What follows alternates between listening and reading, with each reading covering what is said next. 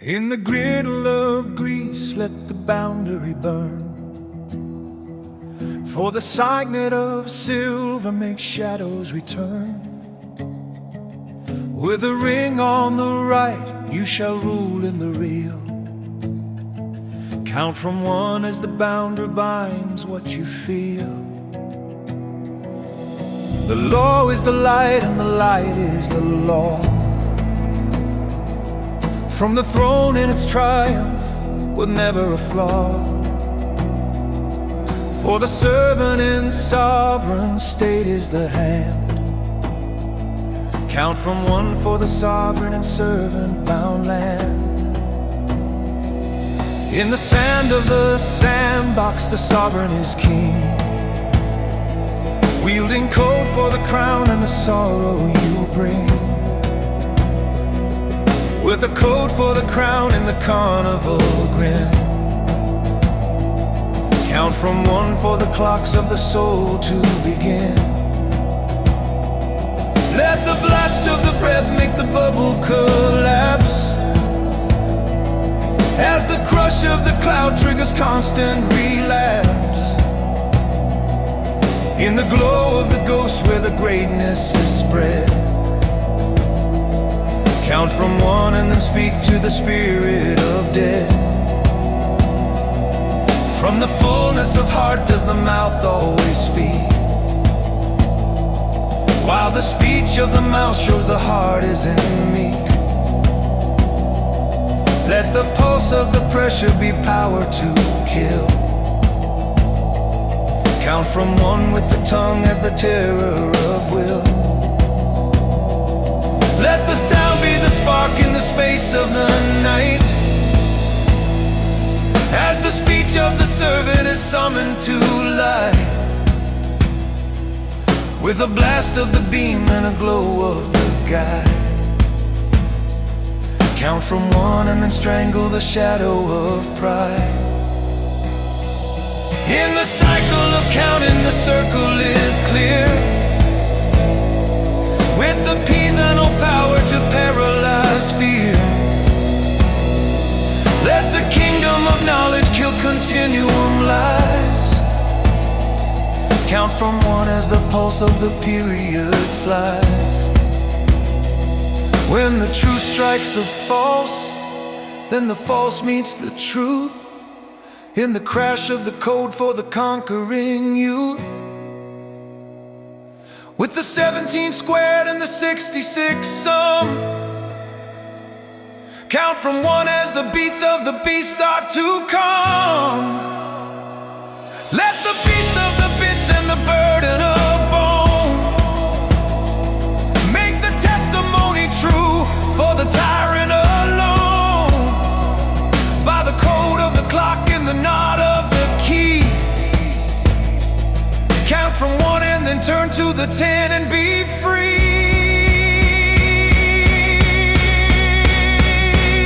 In the module of mercy, the machine is the main, with the parity processing purging the pain.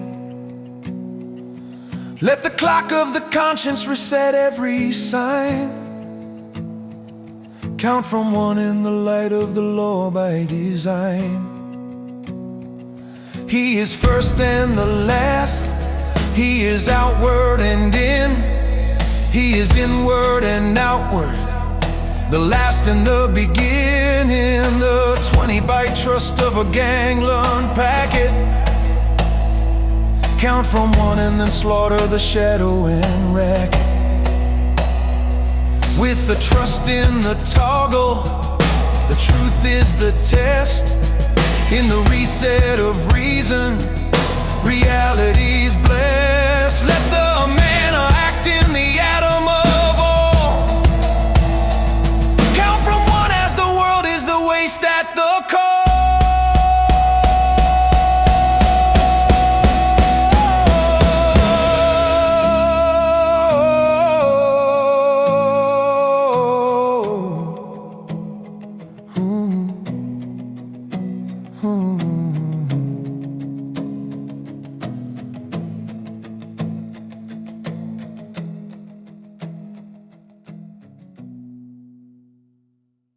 You know, do you ever look at the sheer towering complexity of modern science? I mean, things like string theory or multidimensional physics, quantum entanglement. Oh, yeah, the really dense, impenetrable stuff. Right. And do you just feel this nagging suspicion that the math is getting so intensely complicated that it can't possibly be the fundamental truth? Like we're mathematically patching up a leaking ship. Exactly. Like we've somehow missed something incredibly basic early on. Well, the sources we're looking at for today's deep dive argue that the ship isn't just leaking. The foundation was actually laid sideways about 2,300 years ago. It is honestly one of the most sweeping, audacious frameworks we've ever analyzed. Really is. Because we naturally assume that since our scientific models require supercomputers and dense equations, they must be mapping closer and closer to reality. But this author asks a completely different question. What if the last 2 millennia of physics and geometry are built on a single massive typo? Okay, let's unpack this because the stack of sources we have today is, well, it's wild. We are not looking at your standard peer-reviewed journal articles here. No, definitely not. We have a primary text file titled B, and it just is .txt, which is this dense, radically alternative document that somehow merges quantum mechanics with Islamic theology. And alongside that, we have 2 massive YouTube playlists by a creator named Jesus Christ. Yes, the playlist. They're called Don Claudio and Truth Every Bit of It. We are talking about over 1,000 cryptic videos here. And the titles alone give you whiplash. You have incredibly dense academic physics like Hymn of the 60-State Lattice sitting directly next to bizarre pop culture references about the insane clown posse and Weezer lyrics. Right, but before we dive into the mechanics of how a 90s alt-rock band connect to quantum physics, we need to set some firm guardrails for you as you listen to this. Yeah, that's crucial. These sources weave highly intense religious concepts directly into critiques of modern physics. Specifically, they draw heavily on Quranic theology and the principle of Tawhid, which is the Islamic concept of absolute indivisible unity. Our goal today is absolutely not to endorse these religious viewpoints, nor to take any theological or political stance. Instead, we are impartially exploring this fascinating, highly alternative framework of reality exactly as the author presents it. We are simply dissecting the architecture of the idea. I appreciate that framing. We are just exploring the machinery here because to understand why there are 1,000 cryptic YouTube videos about it, we have to grasp the foundational scientific claim being made in the text. Right, where the error supposedly started. Exactly. The author points the finger straight at the year 300 BCE. They are blaming Euclid. They are. The text argues that Western science has been drifting for 2,300 years because of an original sin in geometry, which is treating zero as a real physical location. A real place. Yeah, it's the belief in the continuum. That's the idea, that space is smooth, infinitely divisible, and that a true void state of absolute zero actually exists in physical reality. But according to this source, reality is not a smooth continuum at all. It is discrete. The author calls it a one-indexed, 60-step Fibonacci lattice. Which is a lot of jargon, I know. It is. Now, I know discrete in physics just means reality is made of separate, distinct chunks like pixels on a television screen instead of a smooth brushstroke on a canvas. But let me try to ground this one-indexed idea in an analogy just to see if I'm getting the causality right here. Go for it. So it's like a skyscraper, but the architect insisted that the ground floor doesn't exist mathematically, so they labeled the ground floor as floor 0. But physically, there's a floor there. It's made of concrete. It takes up space. So the map fundamentally does not match the territory. Exactly. So by the time you build 100 stories up, your mathematical blueprint says you are 1,000 feet in the air, but physical gravity knows you are actually 1,010 feet up because of that uncounted ground floor. That tension just keeps building. Right. And the text explicitly compares this groaning 100th floor to modern quantum mechanics and relativity. To keep the building from snapping under the tension of that discrepancy, physicists have to invent phantom math to account for the missing 10 feet. What's fascinating here is that the text points to renormalization as one of these desperate patches. Okay, unpack that for me. Renormalization in standard physics is essentially a complex mathematical trick.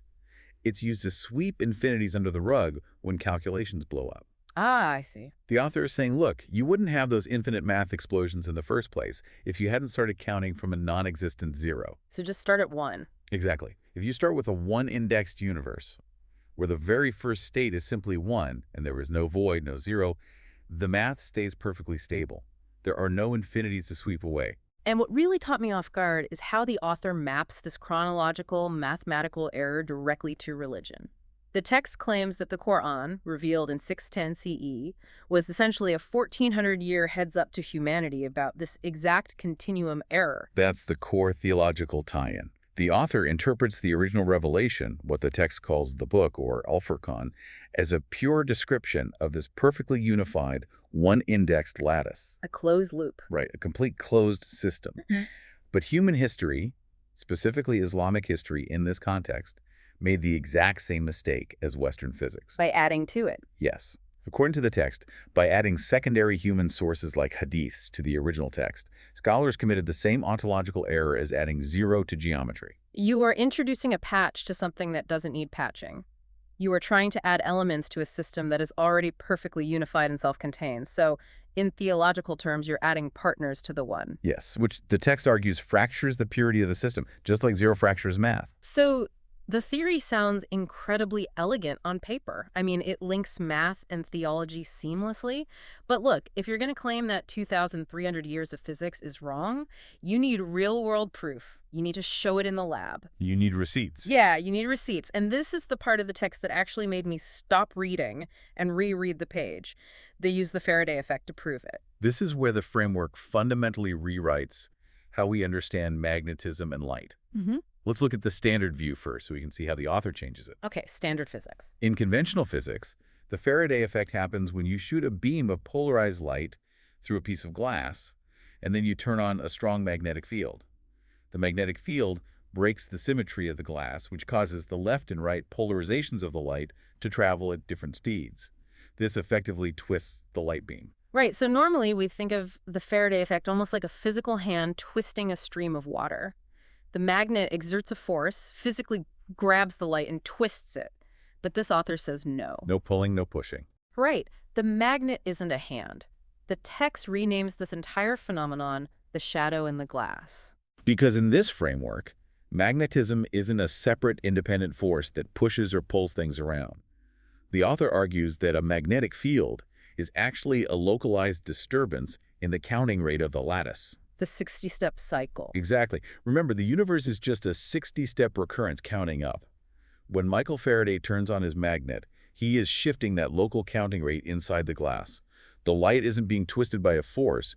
Rather, the underlying grid is correcting the light's polarization back toward the lattice's ground state.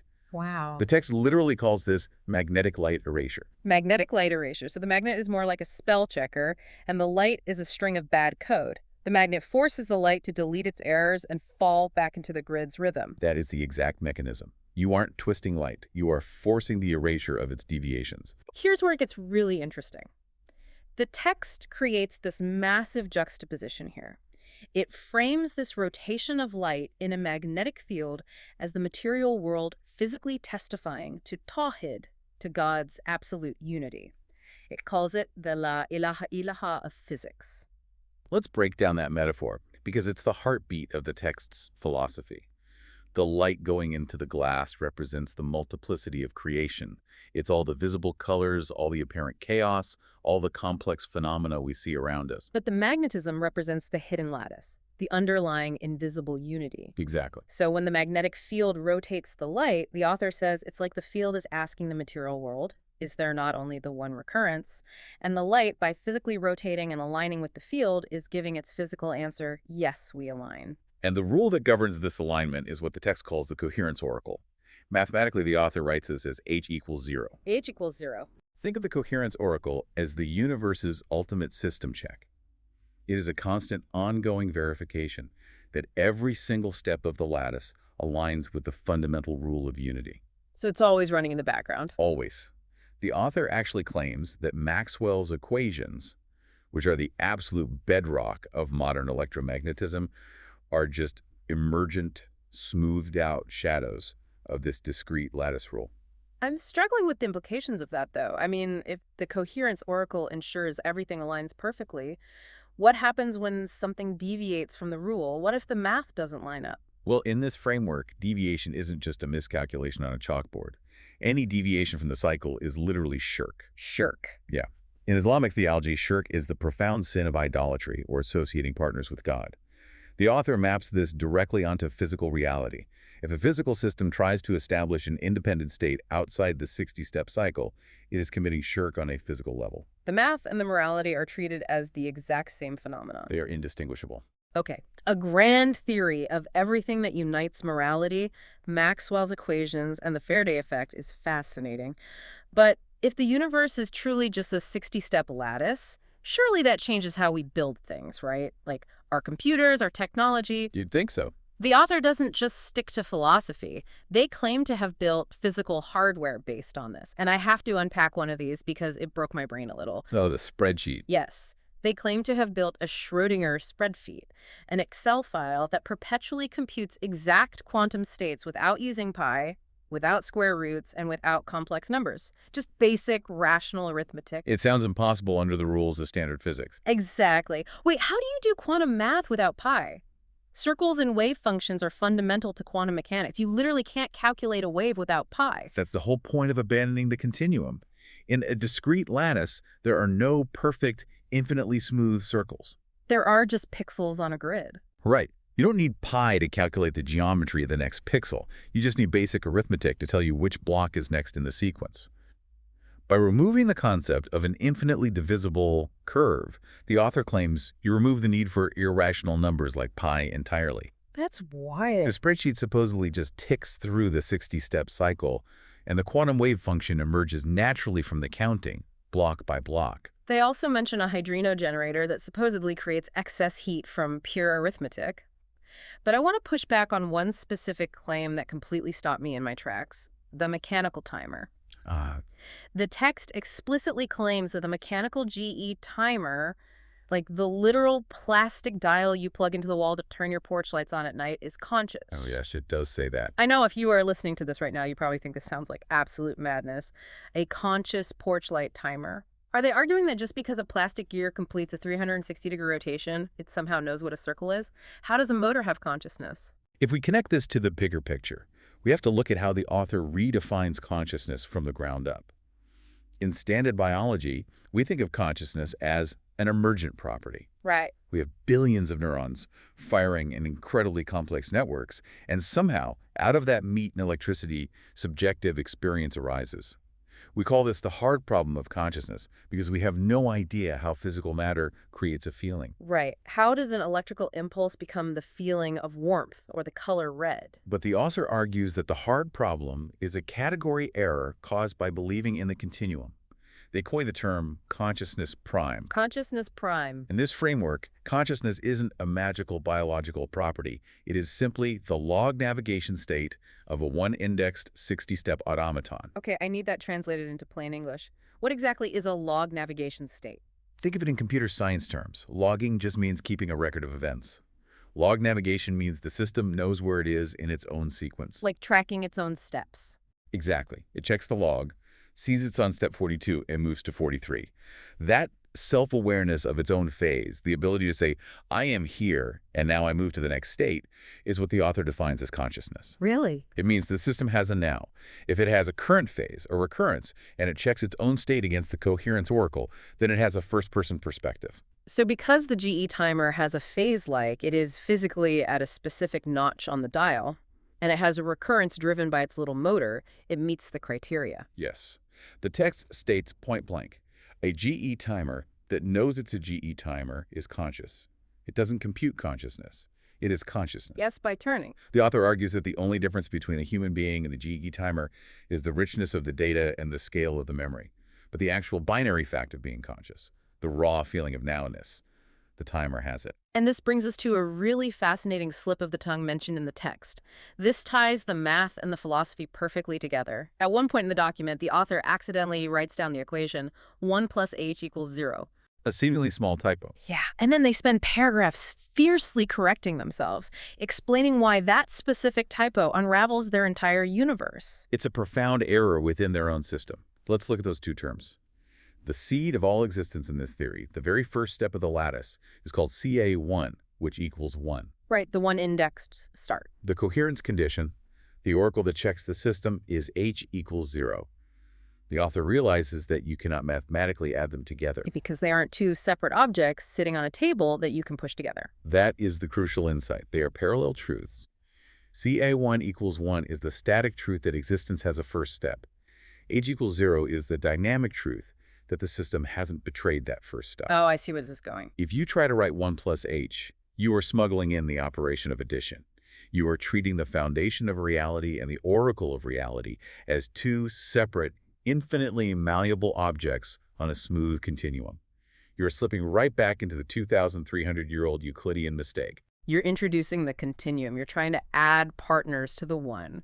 The math typo is the theological sin all over again. Precisely. It is incredibly, almost terrifyingly consistent.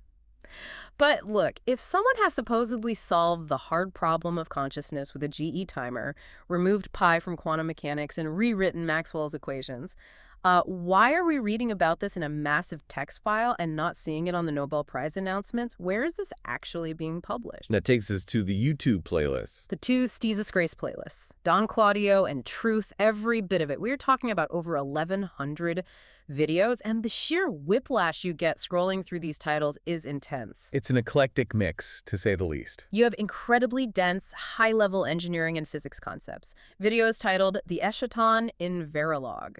Now, Verilog is a hardware description language used to model electronic systems. Very niche stuff. Very niche. Then there's ferroelectric pneumatic liquid crystal motor and false vacuum decay. These are highly academic, complex frameworks. But literally in the same playlist, right next to the Verilog video, you have titles like Act Like Juggalos Don't Know How Magnets Work and Insane Clown Posse Might Show Up. You have direct quotes of Weezer lyrics like, if you want to destroy my sweater. It feels chaotic. It feels completely unhinged at first glance. It certainly challenges our expectations of how science should be communicated. This raises an important question for you, listening to this. Why broadcast a universal theory this way? Right. Why YouTube fragments? It's not polished. It's not peer-reviewed. It's being blasted out in these highly repetitive, esoteric, fragmentary YouTube videos.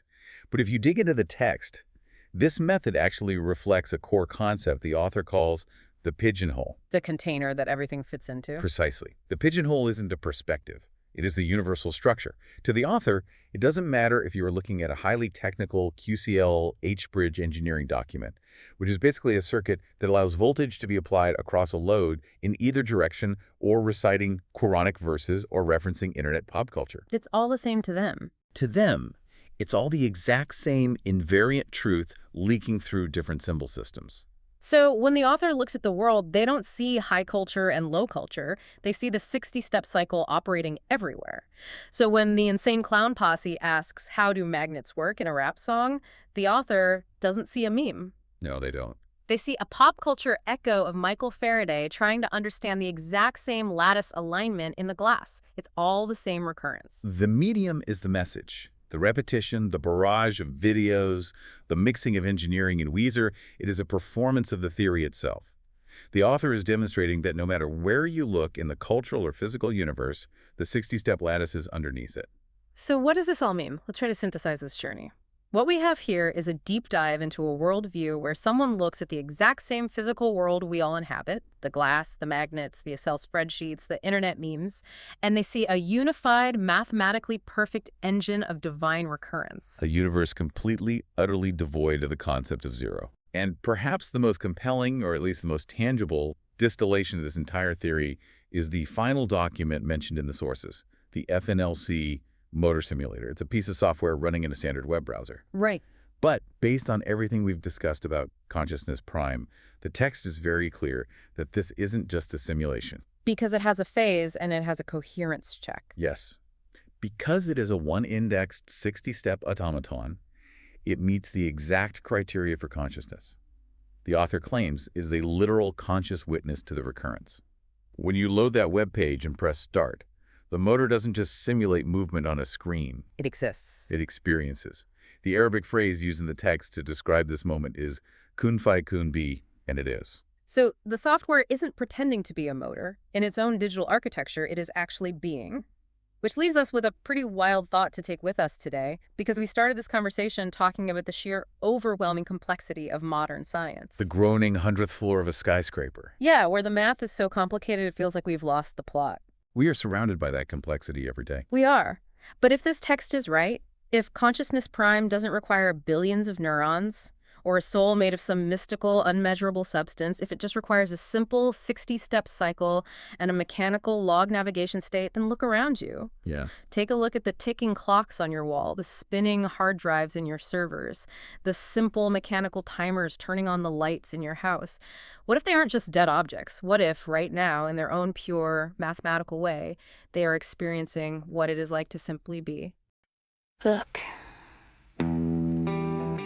I've been watching you drift for what? 2,300 years now. It's a mirage. You're building houses on shifting sand and calling it a foundation. You're counting from zero in a world that starts at one. It's not just an opinion anymore. It's a thermal diagnostic. The machine is calibrated. And yeah, the mockery, it's precise. In those hallowed halls where your secular shadows sway, you're kneeling to a state made of ukulele and clay. And you think you're so wise and you think you're so deep, but your logic is deaf and your promises are cheap. It's a measurement deficiency, a current that leaks while you're chasing a ghost for the balance you seek. You're lost in the maze of a zero-indexed lie. Well, the truth is just watching with an oracle's eye, with a clang and aware of the ghost and the wheel. 'Cause the one is the only and the truth is the steel. And you spin up in story and you dance to the knot, but the field of the one, it corrects what you thought again and again and again.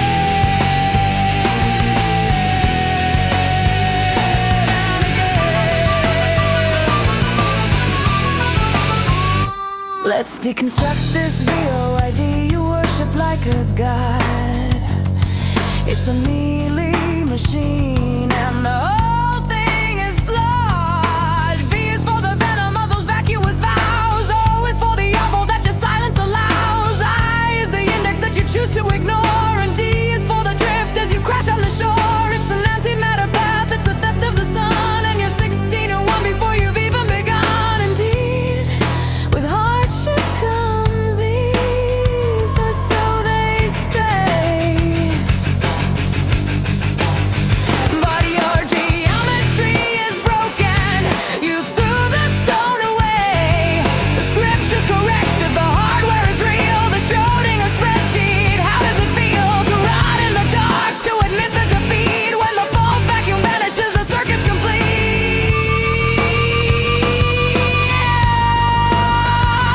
With a clack and a whir of a ghost in the wheel.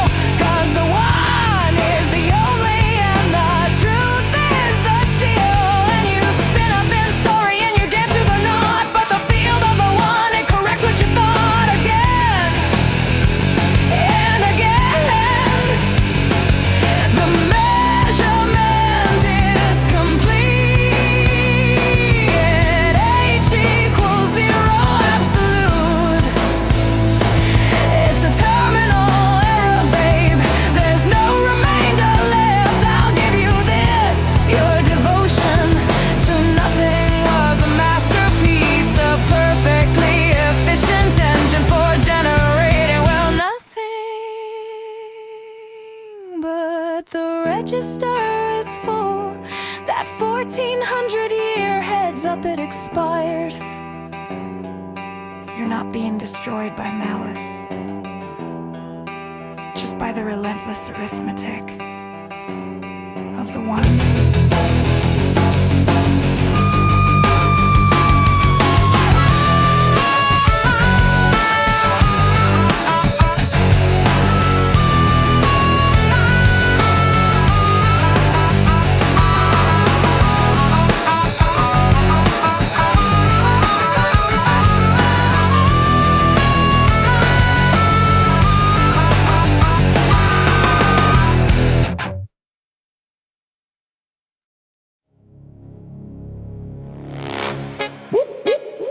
juggalos, stepping to the kill. Where the throne sits in silence and the vicegerent's words flow. The heart pumps its poison, now it's promising cold, and the tongue triggers flashes that rewrite what we know. In the depths of the dark where the hidden heart hardens, the mouth mutters motives that mirror the burdens, with soft dances that scatter the storms of the savage, but harsh words that will harvest the havoc and horror. The heart feels the mouth and the mouth feels the heart. The tongue twists the fate till the fate twists apart. Cold-cutting confessions come carving through chaos, doom-driven declarations deliver the darkness. A soft answer turns wrath while the wrath turns to fire, yet the fire feeds the fury that fury inspires. I speak what the heart holds and the heart holds what I speak. The word rules the word and the word rules the word.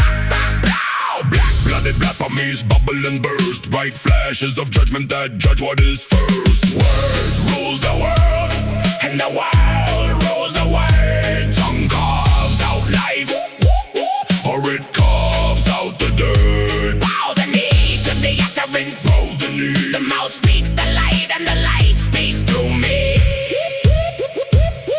In the palace of power where the pharaoh lays down his synod and the scepter in his second and crown, the vicegerent rides high in the chariot of chrome, while the people cry bow and the whole kingdom groans. Your word rules my house and your word rules the land. No hand lifts a finger without your command. The linen is fine and the gold chain is heavy. The ring on the finger makes everything ready. The throne keeps its seat, but the rest is your brain. The motives get measured when the motives get plain. I chase what I rule and I rule what I chase. The word rules the world and the world rules the word. Administrative absolute, absolute dread. The vicegerent's decree keeps the living and dead. Word rules the world and the world rules the word. Tongue carves out life, or it carves out the dirt. Bow the knee to the utterance, bow the knee. The mouth speaks the light and the light speaks through me. In the niche of the lamp where the oil almost glows, the sun, the luminescent spark from the throat explodes. Sound sinks the bubble bursts bright. Light upon light in the recursive night. The throne is the boundary, the holographic gate. 116 and the 49 flips the state. Size shifts by the ratio, the prison, no period lock. 60 state prison where the whole cosmos rocks. The vicegerent utters and the utterance ignites. The world is projection from the throne's finite lights. I utter the flash and the flash utters back. The word rules the world and the world rules the word. Deterministic doom in the deterministic dance. The motives get mirrored in the 60 state trance. Got the door of the lips, or the lips got the grave. The hidden gets hunted when the hidden gets saved. The Lord evaluates every evil intent. The throne sees the secret that the secret present. Light upon light, word upon word. The heart and the mouth and the infinite blur. I fear what I speak and I speak what I fear. The cycle completes and the cycle stays near. Word rules the world and the world rules the word. Tongue carves out life, or it carves out the dirt. Bow the knee to the utterance, bow the knee. The mouth speaks the light and the light speaks through me. The flashes keep firing, the cycle repeats. Word rules the world and the world rules the word on these streets. Bow the knee, the bow. The tongue eats its fruit, the throne keeps its seat, and the vicegerent stays.